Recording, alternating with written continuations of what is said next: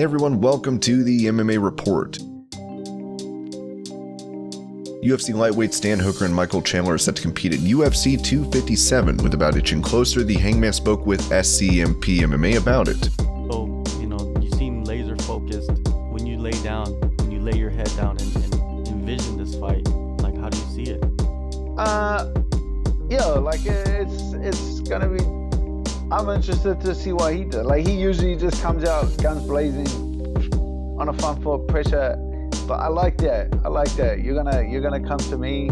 You're gonna dip your head. You're gonna shoot him for takedowns. Like, You're taking a lot of.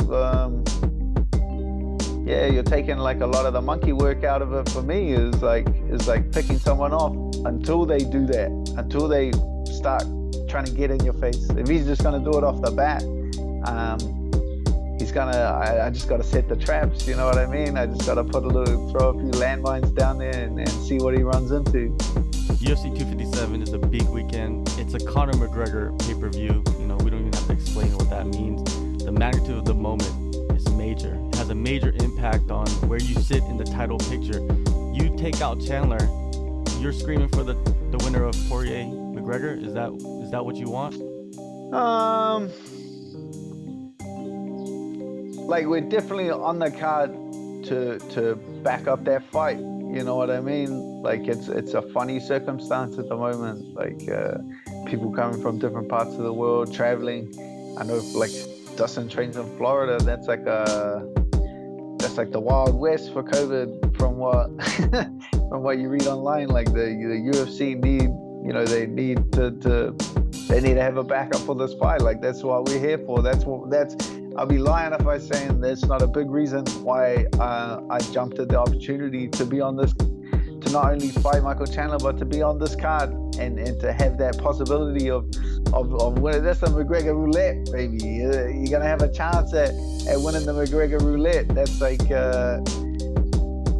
he's not lying when he said that. Like, find him and get the red panties out, because it's gonna change your life. Like, you as a fighter, like, you win it for a bout. Like, you'll do anything for that fight. Like, you jump on any opportunity. So I can't say that's not like it's a big green light for me to be on, being able to back up that fight. Conor McGregor and Dustin Poirier will face at UFC 257 on Fight Island in Abu Dhabi. The two first competed in the featherweight division in 2014, where McGregor won via TKO. While he didn't give a prediction, Daniel Cormier gave his thoughts on what he thinks Dustin has to do to win. When you lose a fight and you go into another fight with the same person, I know all about it. Fought Rumble twice. I fought John Jones twice. I fought Stipe 3 times. I fought 7 of my 25 fights against 3 dudes. So any fighter can convince himself he just got caught, and that's what Dustin is going to have to rely on in order to convince himself a chance. It's difficult to forget, but you want to remember it and use it to motivate you in the rematch. Me getting to call the fights has saved me from having to pick fights because I'm not allowed to. Also, it saves me from having to deal with the fighters because they're so sensitive when it comes to whether or not you pick them. Everybody's like, oh, DC, I saw you picked against me. God forbid you pick against one guy and then he wins because he throws it right in your face. So I'm lucky I call fights. I don't have to pick them no more. So that's one thing you don't get out of me. UFC President Dana White did a Q&A with Laura Sanko and was asked who would be Charles Oliveira's next opponent. If everything works out, it will probably be Justin Gaethje. Oliveira is coming off a dominant decision victory over Tony Ferguson, while Gaethje is coming off a submission loss to Khabib. Who do you think would win about between the two? This is Holloway 3. That's something that we need to see. And some people are saying that we need to see it in the next fight and push Ortega to the side. Does that kind of annoy you that they still want to see it after you beat the guy twice in a row? Oh, look, it is annoying. It is annoying. Like, people just quickly forget. You know what I mean? Again, all they remember is the close fight we had July last year. That's all they remember. And it was a close fight. It was very competitive. Max showed up early.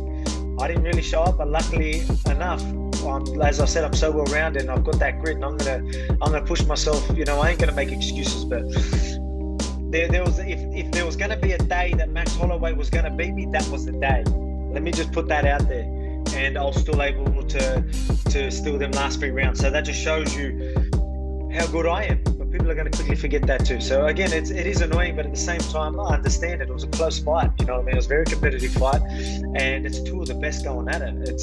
I think a lot of people, even though they want to say what they want, you know, obviously there's a lot of hate, people saying what they want at the same time. There's so much people that appreciate two of the guys at the highest level having this chess match, and just really, you know what I mean? And like, it's sort of, that's a lot of people are talking about it, but it's still a lot of people are missing that, and they don't realize that what they got to see was fucking rare. You know what I mean? It is rare to see two of the highest level figuring each other out and then really adjusting every minute, you know, and doing the slightest things that people couldn't even pick up.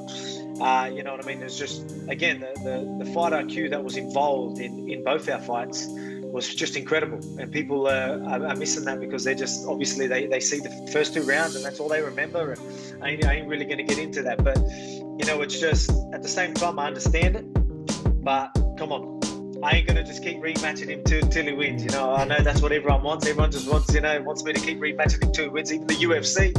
But fuck, I've got a division to hold. You know what I mean? And, you know, I've got to take care of everyone in my division. So I can't just keep rematching him because the casuals want me to. No doubt.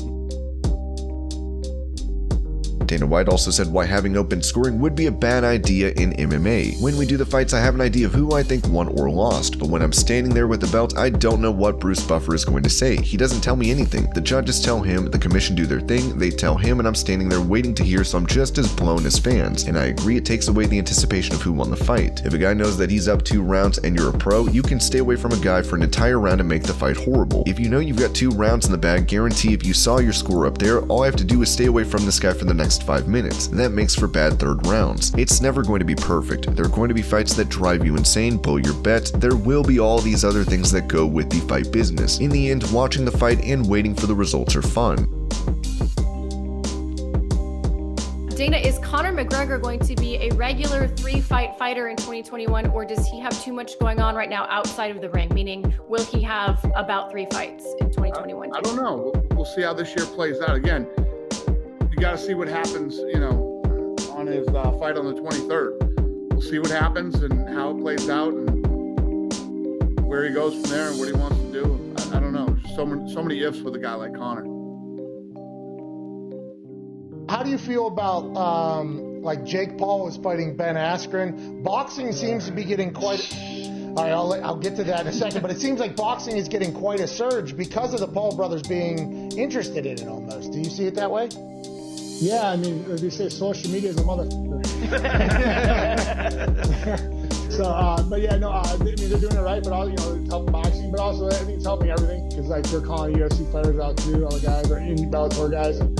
I think, you know, don't bite off more than you can chew. I mean, yes, he might be a tough guy, but like I don't care if the guy might not be, but the guy's been like Askren's been in some scraps. That dude's he's been around, like, you know, fighting and wrestling and all that. Dude, that's just like that. You know, like when like I tell people, like you get into a fight on the streets, look at the dude's ears first. You know, if the dude's ears are I'd probably walk away. Yeah, I would walk away. You know, I train. You know what I mean? I'm gonna call it a day. I'm like, listen, I'm gonna wrap it up. Good job, everybody. You know what I'm saying? But like, see, you just, I don't know. Just, you know, I wish them the best. I understand why they're doing it. You know, it's all about the money, but at the same time, like I said, don't bite off more than you can chew. Will you be like doing any boxing exhibitions? You think when you're like 50 or 55, 60, maybe? Hey, they pay the right money, dude. I'll do whatever. And this was your MMA report for the 7th of January. I hope you're all having a great day. Thank you so much for watching, and I'll see you later.